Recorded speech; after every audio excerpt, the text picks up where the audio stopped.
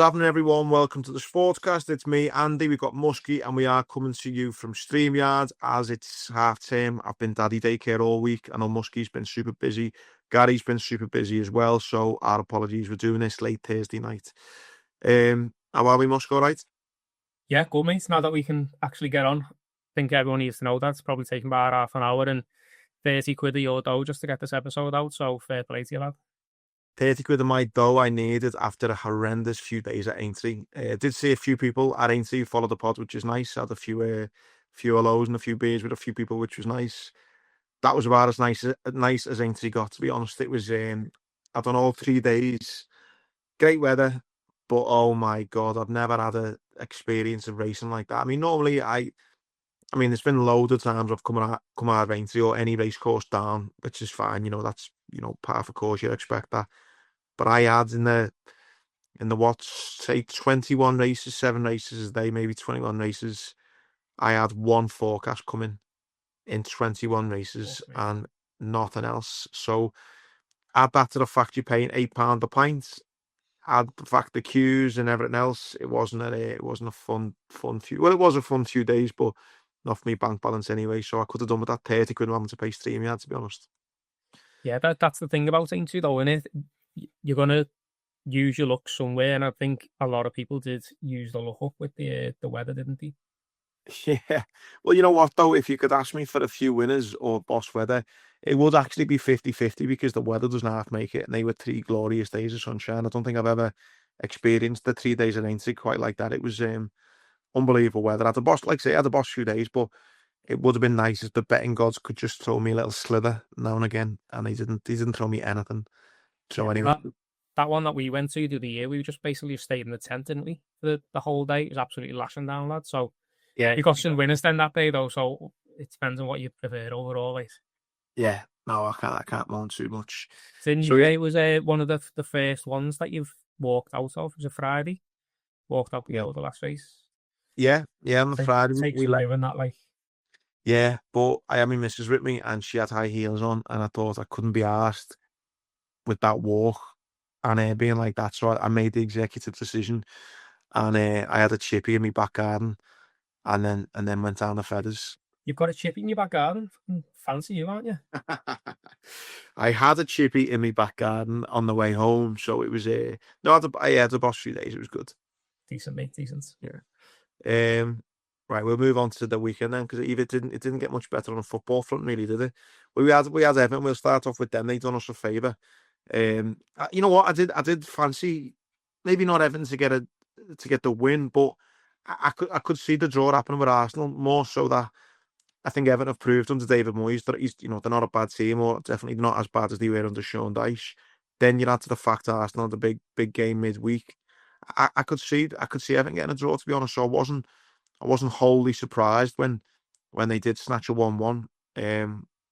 Great news for us. I mean, we'll come on to us not even capitalising on it, but fair play to Everton. I'm sure there was many Evertonians would have been happy to just roll over and get absolutely tonked by Arsenal just to kind of keep the pressure on us. But they done well, didn't they? I don't think it was a penalty though. No. So going straight from the beginning, like even before the game itself, when you see Arsenal's team that come out, the team sheet that came out, it was like they're looking ahead for Jordan a week. They're looking to the Tuesday game. They want to rest some players, especially players like Saka, who was just coming back from injury. Got Odegaard as well, who he wanted to rest as well. They were basically saying, yeah, we kind of have given up on the league here, but we know that there's silverware still to be won, and the fingers crossed for them that they were saying on Saturday those decisions would pay off. But yeah, definitely in terms of the pen itself, I haven't even spoken to any Everton fans that agreed that it was a pen. We had a little family do on Sunday, which half of my family are Blues, and they were all just saying, like, we got away with one there. Like, it might have been a foul just outside the box, but Harrison knew what he was doing. He just got himself in and then took a little bit of a tumble. Yeah, you'd be absolutely fuming if that was against Liverpool. Like, you would absolutely be raging. But yeah, like you say, I think the team sheet, or the unfortunate pen decision that didn't go their way, and then again as the game draws on, they've got a game just in a few days against Real Madrid.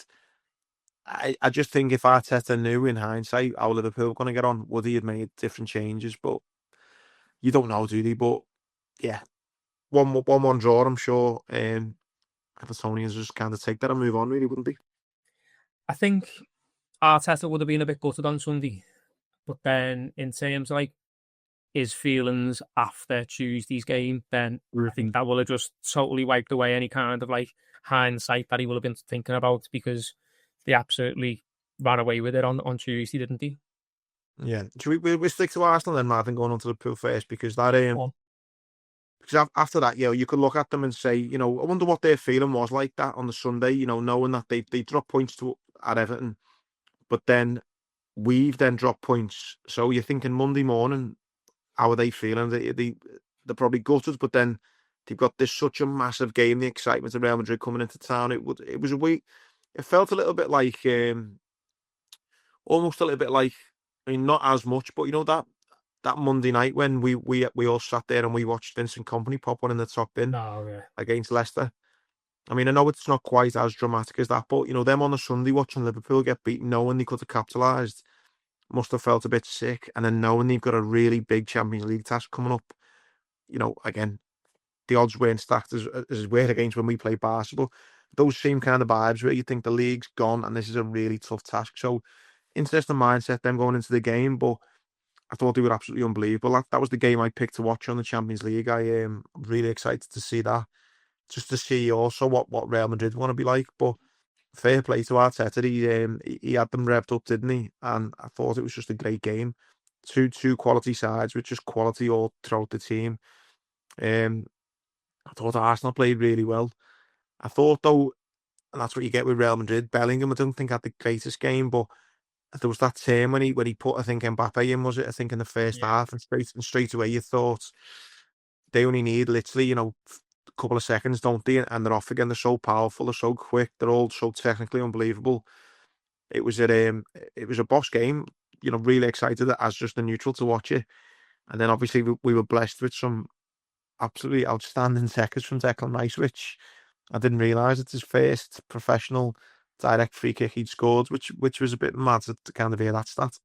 Yeah, it was like 390 odd games or something like that, and then 2-1 or something. But yeah, the game itself, as you just said there, two teams who were in good form and doing well, like in the competition itself. Um, but as you just said there, like Arteta got everything spot on by all accounts, really. Um, game plan was basically nullify any of their threats, get them on the break, get forward as quickly as you can, maintain the ball once they got up to like 1-1 and 2-0, and then it was just a case of, yeah, as you just said there, Declan Rice pulling two worldies out the bag. Thought the third goal was a well worked goal from the back to the front.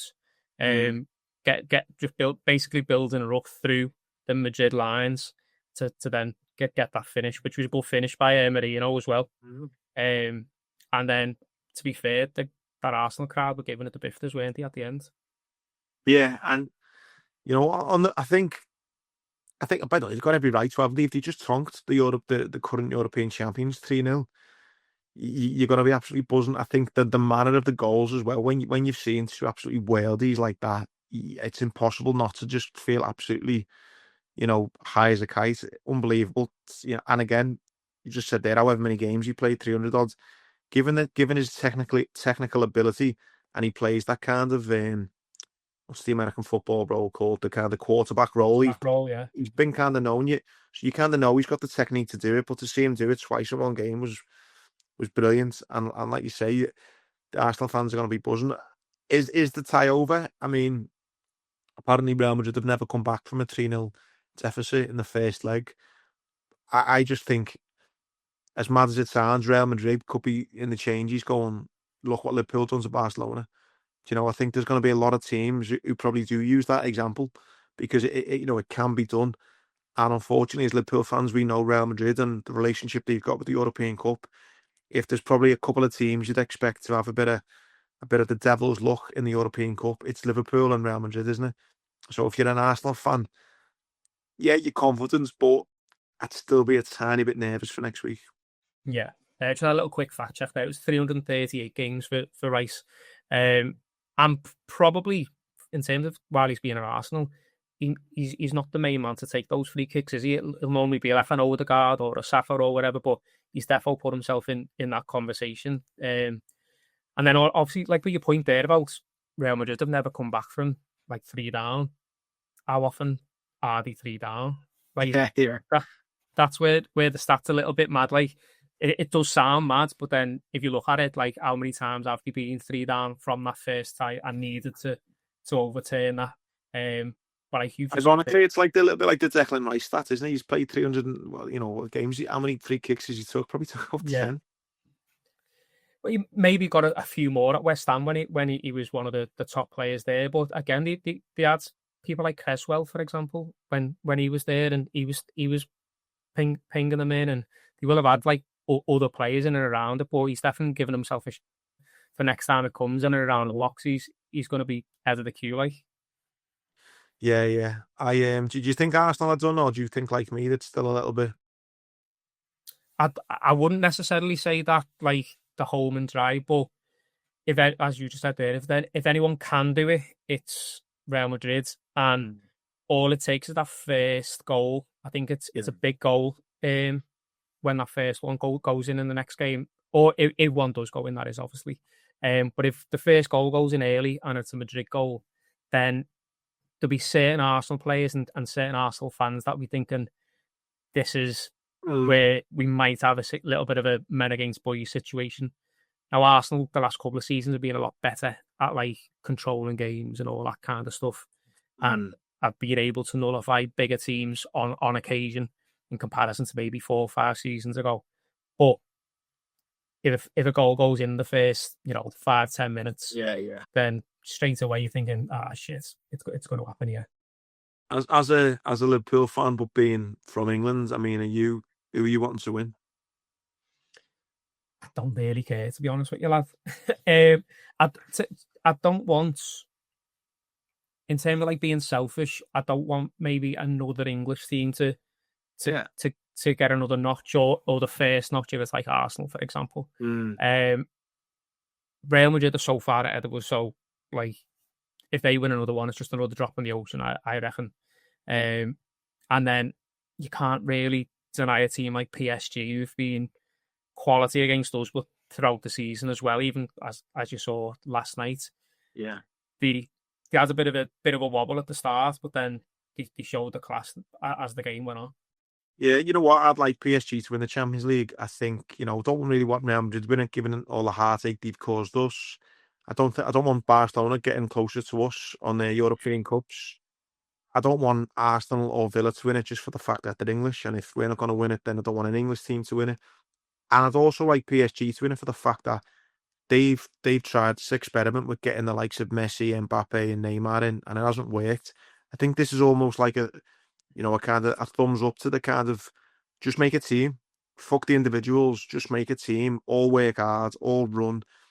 Yes, star quality throughout, but focus on the team and not the 1 or 2 superstars that like the Real Madrid Galacticos tried to do and PSG tried to follow. So I think this is a nice throwback for just a well-drilled team. So I wouldn't begrudge PSG to win it this year, to be fair. Yeah, definitely. MDK's got them set up properly, hasn't he? We saw that on the 2 legs against us. As we said a couple of weeks ago, they just had players just running here, there, and everywhere, didn't they? Same again when they played against Villa. They were just picking up different positions, floating around. Villa players near the end of the game didn't know who they were tracking, who they were marking, who they were picking up. And it just shows, as you just said there, like they're not exactly like the cheapest squad, but as you said, that's not like let's play through this one man or whatever. Like they've got a couple of players that are popping up and contributing, and then when it's like time to build up the play, everyone's kind of singing off the same hymn sheet. No, totally. Do you know what else I think's really interesting? This is a bit of a segue into obviously getting onto Liverpool in a second. I have got like a bit of a without going too far down the rabbit hole. There is sprinkles of previous things I've said. I think Arsenal doing well in this Champions League. It just throws the question. Okay, let's just say I don't think they will, but let's say they go on and win the Champions League. what does that do for all this chat of our league shite, the Premier League shite? I mean, how can it be shite if the team that's going to come second wins the Champions League? Do you know what I mean? So that whole, I think, just diminishes any talk of the league shite. Do you know what I mean? Yeah, definitely. And even when it comes to like the Champions League teams that are still in it, do you know what I mean? Like we've got Villa over there, and they're nowhere near challenging in our league. That is meant to be terrible, but then they're getting themselves into the quarterfinals of the Champions League. Then you've got Arsenal that'll hope like for them, they're hoping to get progressed into the next round, Mm. and then again they well, the second, but they're not necessarily challenging with Liverpool. That's why apparently Liverpool are doing so well, is because Arsenal have been shit, and City have been shit, and Chelsea have been shit, and all of this. But then all of these teams are doing well in the Champions League. We've got teams that are still in the Europa League, Europa Conference. So Chelsea have just won 3-0 in their Europa League game today. I think obviously United and Spurs are playing at the moment, but they're still in the latter stages of the European competition. So I just don't get how the Premier League is so crap. that's the thing. So if all of these teams who everyone's saying are shit in the league all carry on progressing, or the majority of them progress into their competition, and it's predominantly English in each one of those three, then that narrative's just gone down the toilet, hasn't it, really?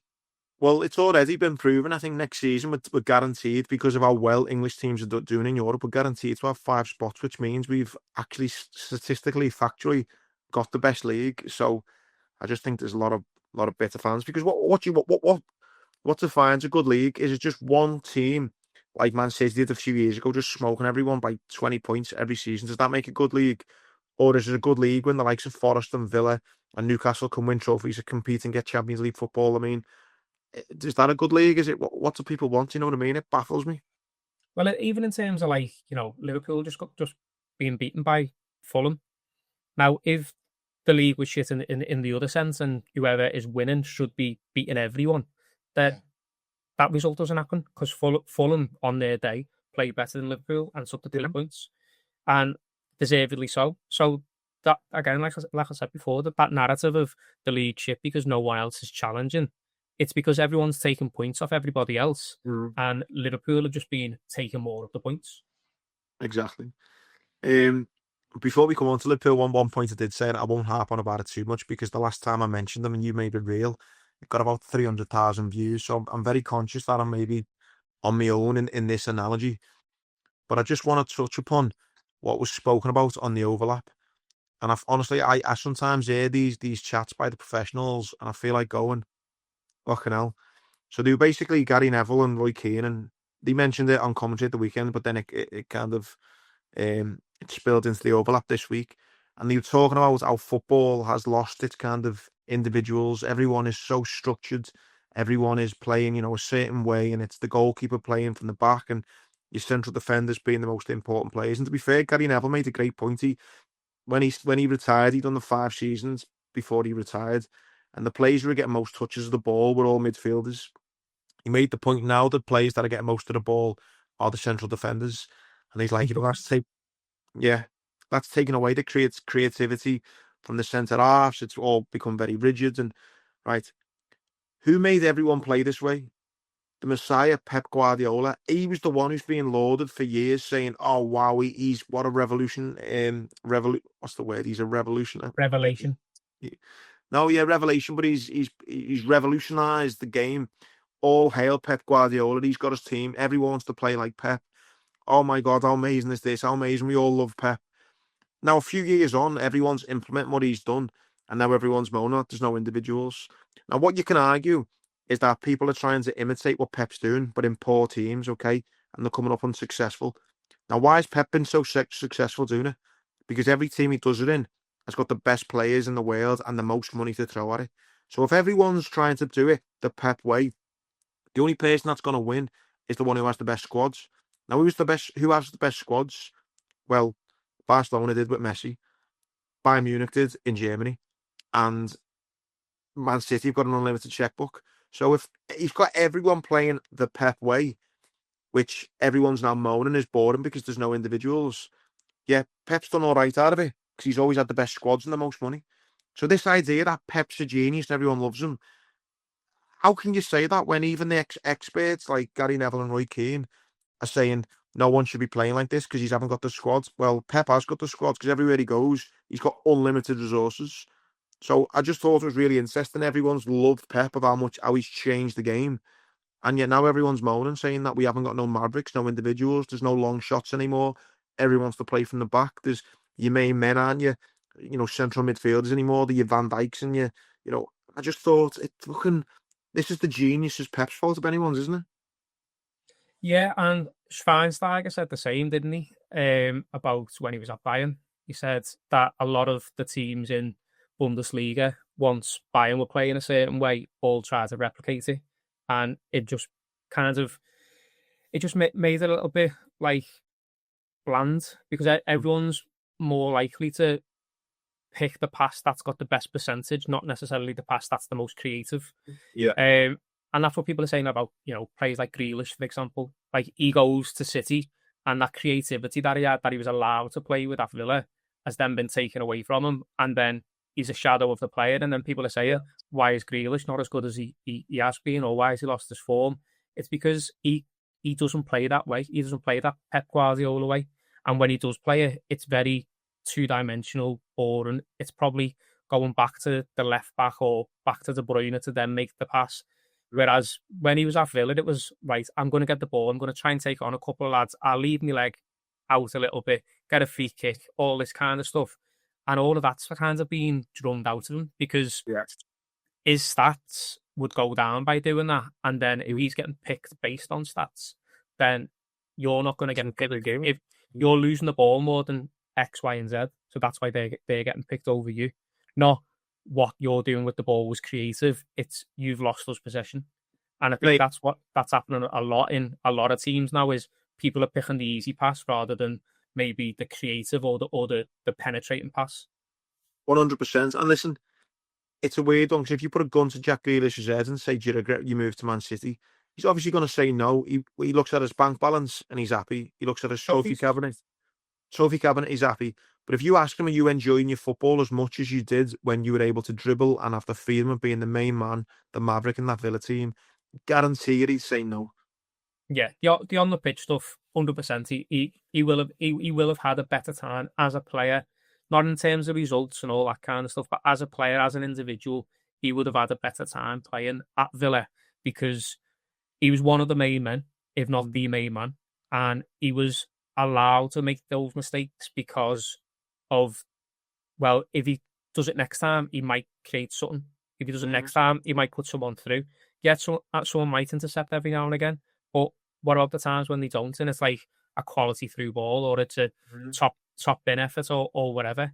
But especially with like teams now, it's I don't want to play that pass, or I don't want to shoot from, like, it's the same as we were saying a couple of months ago. You don't really see shots from outside the box or screamers anymore. That's because as they're about to pull that trigger, they go, actually, it's a better percentage if I work it out here and we build it up and all that kind of stuff. It just means that the person in the back of their minds who has grown up loving footy and gone, how I'm going to put my foot through that, they're going, yeah, we can't do that anymore. We're not allowed to. It's mad, isn't it? Mad. Right, we move on to the pool then. So, just like you mentioned before, maybe we just got outplayed by Fulham, didn't we? It was, I think Fulham, by the way, have been a decent side this season, haven't they? You know, they haven't been they've been no walkover. I think it was always going to be a tough place, a tough fixture. But I did think we'd win, though. I must admit, I did think we'd win. So, just a really indifferent day, really. I just think players are still looking leggy. I just thought, yeah, it was just a bit of a mad game. Like, I just didn't really, even when we got the goal back and stuff, and it was, we had a real push in the second half. I personally didn't have the feeling that we were going to go and get something from the game. Yeah, before the game, I thought it's going to be a tough one. I was actually thinking it might have been a draw. I definitely didn't think we were going to get beat, but I just thought, like, the way that we have been playing and things just haven't been clicking, like the last 4, 5, 6 weeks and things like that. I was like, it's still a tough place to go to. You're not guaranteed that everything's going to click and that you're going to come out on top. I thought we were a little bit unlucky in terms of, like, it just seemed to be like certain shots that they were having just were going in. they didn't have like loads and loads of chances, but the chance that they did have, they took them well. The lads who scored. Obviously, one of them was a deflection as well because Robertson was running around like a headless chicken once he lost that ball.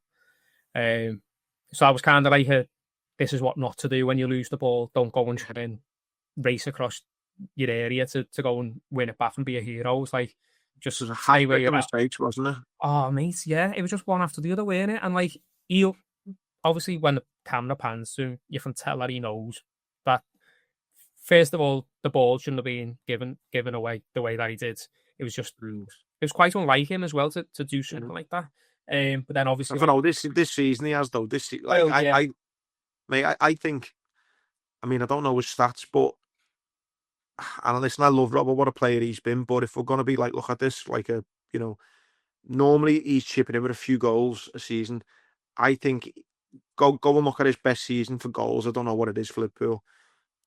He's almost gave away more goals than he's ever scored in a season for us. I can genuinely name about 6 goals we've conceded this season, and they've been directly because of individual errors.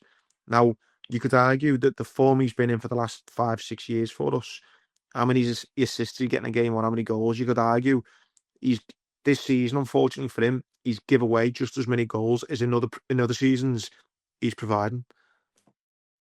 Yeah, and I think in terms of the Costas thing and all that, at the beginning of the season, Slot was kind of interchanging both of them, weren't he? And I think he might have to start doing that again. Robbo's already come out and said, like, I know I haven't been as good this season. I want to, stake my claim for next season. I know that someone might come in. He's not soft, is he? Like No, he knows the rumours, he knows his form, he knows his age, all this kind of stuff. But he's just obviously going to try and fight it out.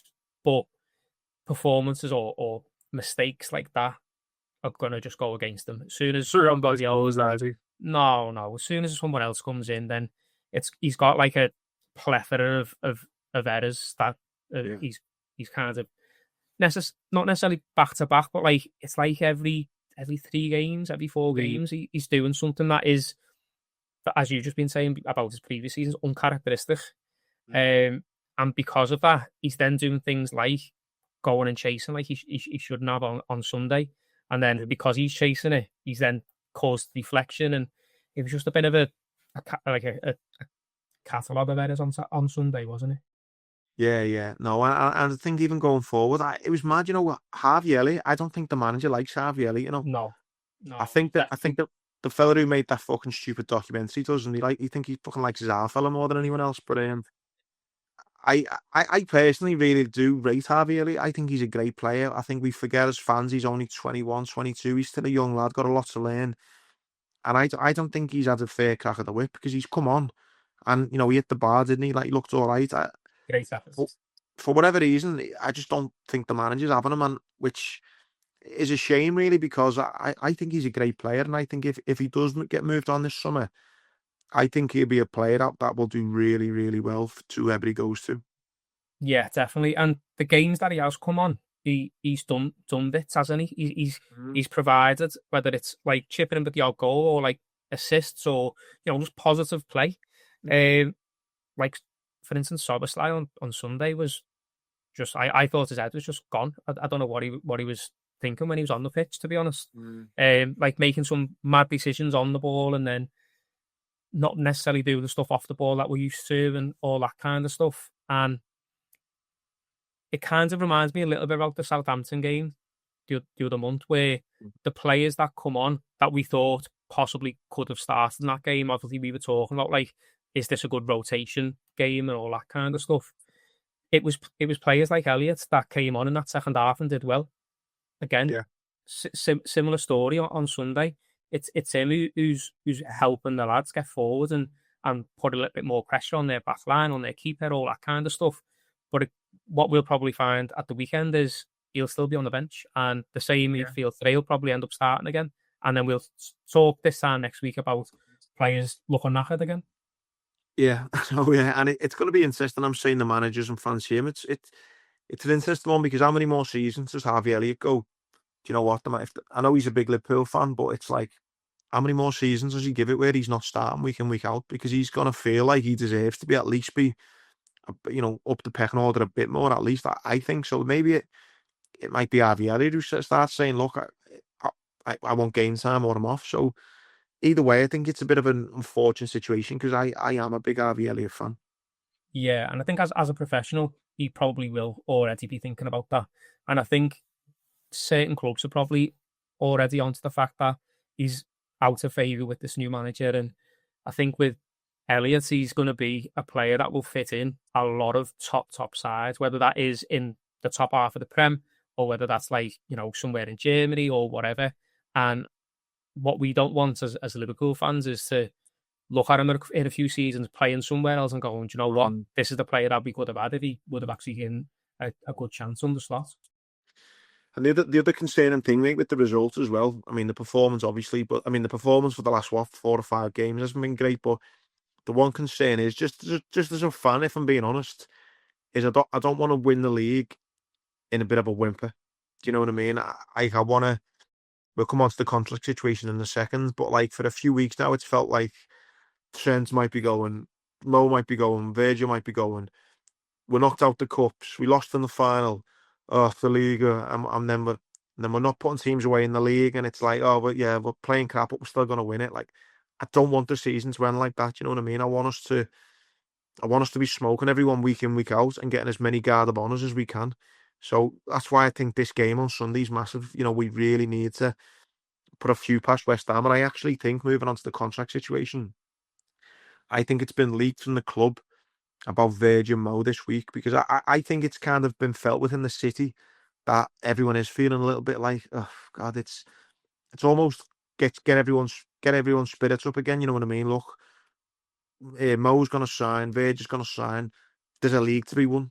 Let's get going again. And I don't think it's the craziest kind of theory in the world to think that this potential good news story of a couple of new signings has been brought out a couple of days before an absolute must-win game against West Ham. Because if we don't beat West Ham, suddenly you're now thinking, right, what are the games left? What, Spurs, tough game. Chelsea, tough game. Arsenal, tough game. Before you know it, Arsenal right back in the title race. Yeah, and you do want to get the points on the ball before we play Arsenal, don't you? You'd prefer it that you want to get all these ticked off, and then it could potentially be Arsenal with the fit being the guard of honour team. Once, fingers crossed, we have won it. I wouldn't be surprised if what you're saying is correct, though.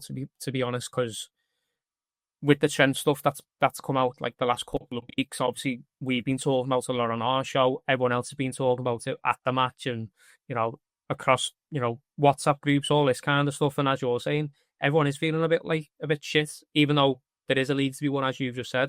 So if out of those 4 things, a league, 2 contracts, and then it's only Trent that goes, then that sounds like an all right scenario, doesn't it? Yeah.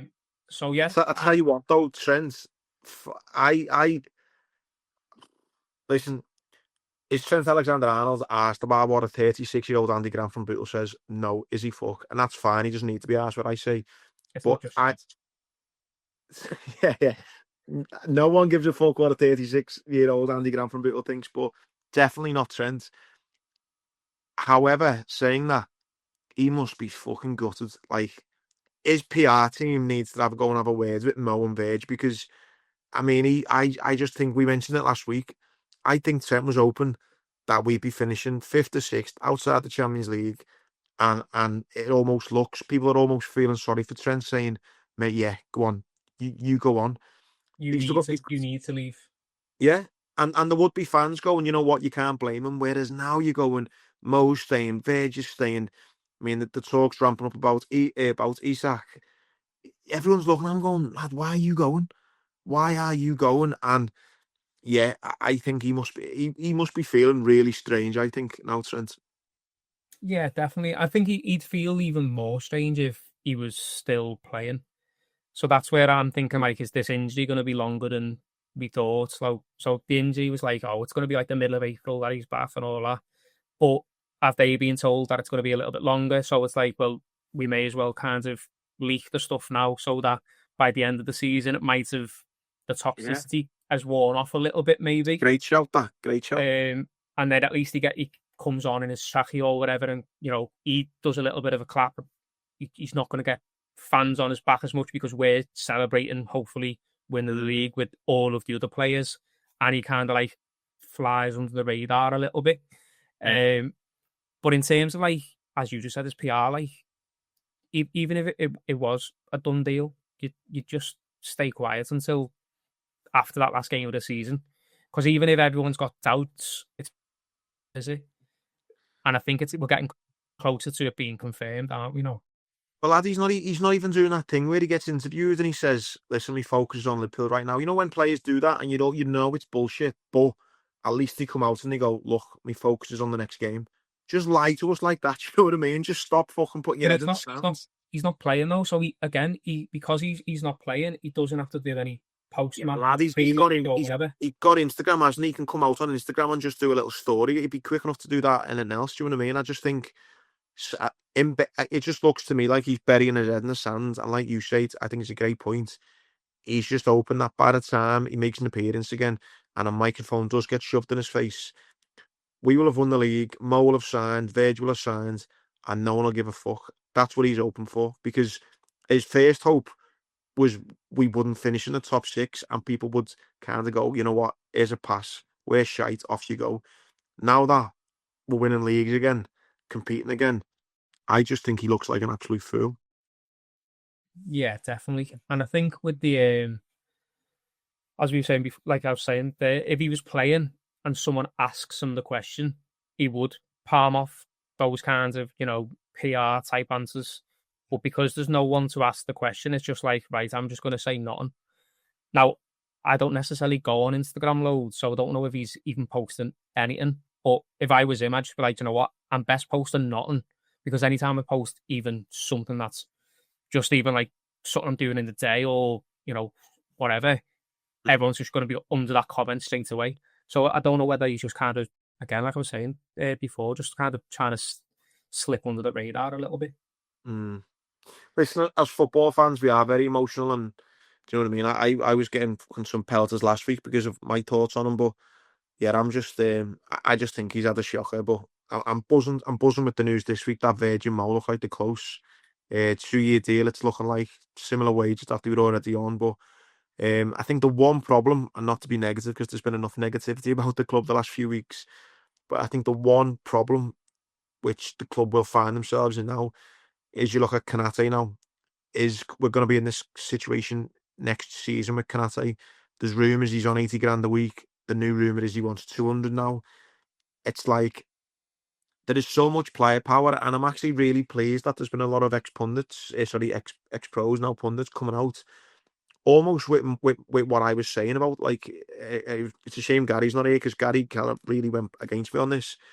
But, like, I've seen a few pundits now come out and said, it's all player power now.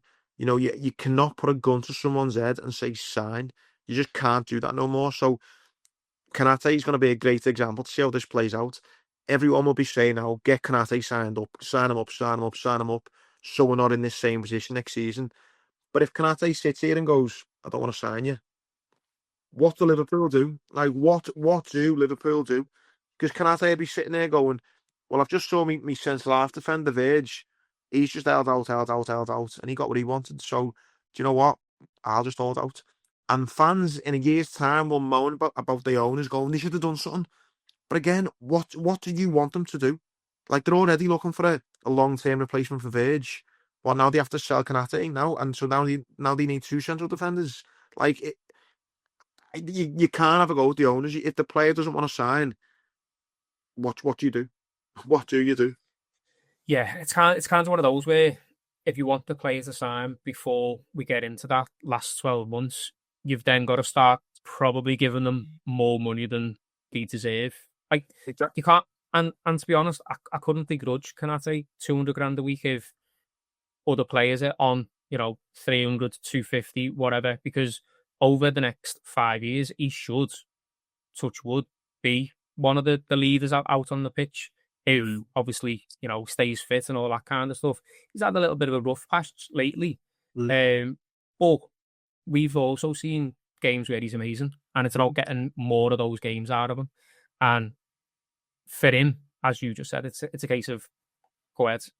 Everyone still loves Verge. If Verge is signed by the end of this season, everyone's still lauding him as great captain and great leader and all that. So if he's leading by example, then I think it's three other lads that are going to be in the same position next year.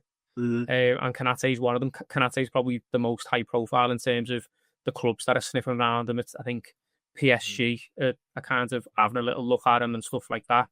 And again, you don't want to be losing a player like that to a Champions League rival. And then you've got to get someone in of a similar ability, similar wage structure, all that kind of stuff.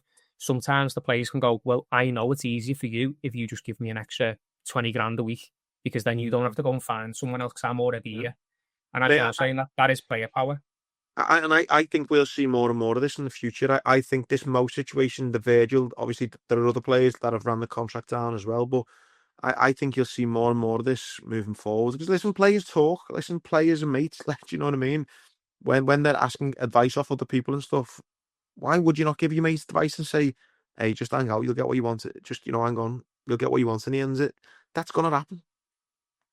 Yeah, and then they can be giving each other tips and everything, can't they? Like on this is what my agent did, this is what my PR team did, this is what I said to this person, and all that kind of stuff. And it's not anything new. It's just that because it's three massive high profile players at Liverpool this season, that it's became like this big, like controversial thing. Obviously, it's been happening for years since this whole Bosman rule came in. But it's just now because of the fact that the money in some places is catastrophic. Oh, yeah. That the players are just like, well, sound, I'll either stay here and you've got to give me an extra 50 grand a week or whatever, or I can go to a Saudi and get, an extra couple of $100,000 a week. Yeah. And I think we've seen that with John Duran going over there. He could have stayed and like built a legacy as a Premier League, like top goal scorer and all that kind of stuff. But he's like, that money's possible. It's not even the Saudi money though. It's the signing on fees that other clubs can do as well. Do you know what I mean? Yeah.